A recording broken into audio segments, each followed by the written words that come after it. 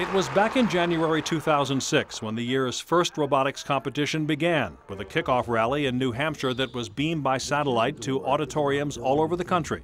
For the nearly 30,000 high school students who participate, this is their first glimpse of what game they will have to design their robots to play. Welcome to the 2006 First Robotics Competition in this year's game, Aim High. This year it was a complicated mix of shooting a ball through a high goal for 3 points, into low goals for 1 point, and climbing up a ramp at the end of the 2.5-minute game to score bonus points. Just minutes after the kickoff rally ended, Team 159 huddled to plot their strategy. A third of the game is defense for us. Don't you want one robot that's just going to chuck them? I think that we need to be able to collect balls.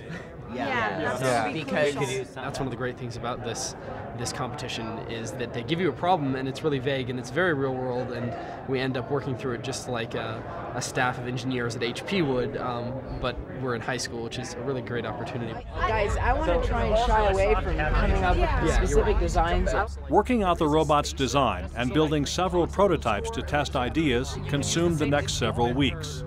We have 3 of them? Yes. Is that what we're supposed to have? Okay. Battery? Yep. Each of the 1,100 high school teams that compete in the competition received a kit containing many of the parts that must be used to build the robot. One of the things that the kit does is it keeps everything level, because otherwise you'd have people going out and buying the heaviest, dutiest motors with the most efficient electrical output out there, and their robot would obviously have more pushing power because of it, but not everyone can afford it. Even with the kits, competing in first isn't cheap. Entry fees for each level of competition cost about $5,000. Additional parts for the robot not in the kit can cost $1,000 more. The students are required to raise the money themselves by finding corporate sponsors and through fundraisers. But even the fundraising and support activities are all part of the point of the competition. First is more than just about engineering. It's also about community service. It's about developing your other traits. We have some students that I've seen incredible growth in who they are and who they become as a result of not even touching the robot, but actually working through fundraisers and organizational parts and other things that are necessary for the success of the whole club. Like everyone says, it's not just about building a robot.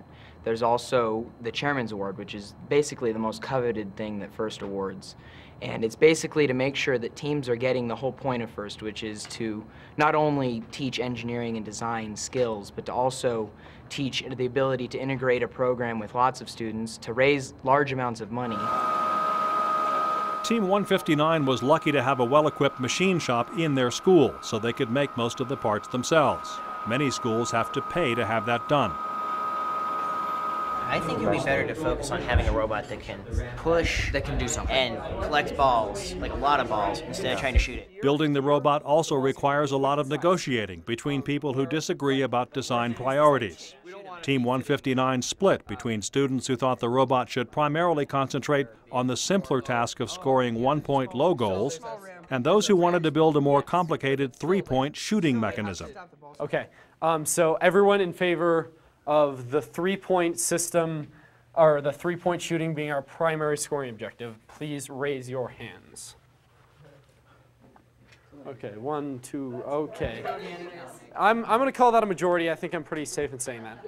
Each team has adult mentors, teachers, parents, and professional engineers who spend hundreds of hours guiding the students as they build the robots. Andres Teen is an engineer with LSI Logic, a high-tech firm based in Fort Collins. Our goal is always to have the kids drive the design process, so because that's the way that they're going to learn. A few of the kids have some pretty strong minds and some opinions, and so they have, we do have some concern, or probably will have some concerns on some of the things that they implement, but that's, they have to go through that process. Sometimes the kids don't seem to be listening to what their mentors are trying to tell them, especially if the mentors are implying that they're trying to tackle too much. The kids have a natural tendency to think that they're smarter than their parents or mentors, and they know what their limits are. So there's a little resistance to listen to us. But even if they fail, a couple years ago they had a problem where they worked on a robot that they never really finished, and so when they went to the competition it just sat there and did nothing every match. But they learned a lot because they didn't make those trade-offs. So I think out in the real world, they probably would do something different, hopefully. They'd remember that experience vividly. After the initial kickoff, each team has just 6 weeks to design, build, program, and test their robot. What are you guys doing? Most teams also build a mock-up of the playing field so they can practice playing the game. That should be perfect. 2 pieces! It means a lot of late nights, a lot of delivery pizza, a lot of stress, Sean, quiet! and sometimes very short tempers. Trying to focus on this and get it done. Everybody's distracting me. Stupid The questions. team also had a lot of trouble getting their shooting mechanism to throw the rubber balls the 30 feet necessary to score high goals. I kind of have a lot of weight on my shoulders as letting the team down if it doesn't all work, because a lot of the mechanisms are my design, so I should have made sure they all worked ahead of time. And there were some basic machine shop problems. Hobbs described a particular low point as they were drilling holes into the robot's baseplate.